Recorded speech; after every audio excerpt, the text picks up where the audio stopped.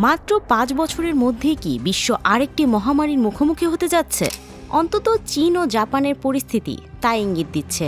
সেখানে HMPV বা human metapneumo ভাইরাসের প্রকোপ বাড়ছে, যা মৃত্যুর কারণ হতে পারে। প্রতিবেশী দেশ ভারতের বেঙ্গালুরুতে 2টি শিশুর মধ্যেও এই ভাইরাস শনাক্ত হয়েছে। এই ভাইরাসটি আসলে কি? চীনের বর্তমান পরিস্থিতি বা কেমন? আজকের প্রতিবেদনে এই ব্যাপারেই জানাবো আপনাদের। বিশেষজ্ঞদের আশঙ্কা 2025 সালে করোনার মতো আরেকটি মহামারী হতে পারে, যদিও এটি এখনও পূর্বানুমান করা সম্ভব নয় যে কোন রোগটি পরবর্তী মহামারী হবে। তবে HMPVর প্রাদুর্ভাব চিন্তা বাড়িয়েছে। যুক্তরাজ্যের সাউদাম্পটন বিশ্ববিদ্যালয়ের জ্যেষ্ঠ গবেষক মাইকেল হেড বলেন, আরেকটি মহামারী আসতে পারে বলে তিনি শঙ্কিত। আগামী মহামারীটির নাম দেওয়া হয়েছে disease x. Cholera, bird flu এবং স্কেবিসের মতো রোগগুলোকে সম্ভাব্য মহামারীর তালিকায় অন্তর্ভুক্ত করা হয়েছে। এরই মধ্যে HMPVর সাম্প্রতিক প্রাদুর্ভাব ডাক্তার এবং জনস্বাস্থ্য বিশেষজ্ঞদের মধ্যে উদ্বেগ বাড়িয়ে দিয়েছে।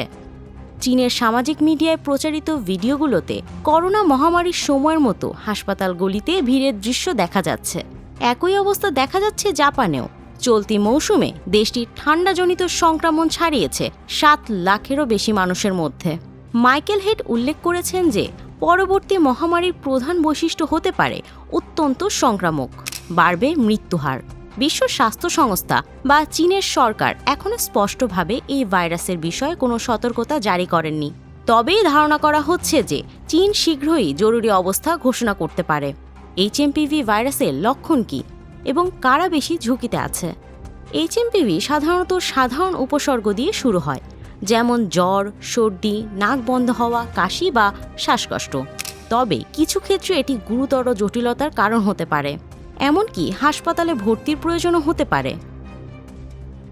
অনেকেই ইতিমধ্যে ভাইরাসে সংক্রমিত হয়েছেন এবং এটি করোনার মতো ভয়াবহ হতে পারে বলে সতর্ক করছেন বিশেষজ্ঞরা। সবথেকে বেশি ঝুঁকিতে আছেন শিশু ও বৃদ্ধরা। প্রতিরোধ ও প্রতিকার। প্রায় 2 দশক আগে প্রথম HMPV শনাক্ত হলেও এখনও এর কোনো ভ্যাকসিন তৈরি হয়নি।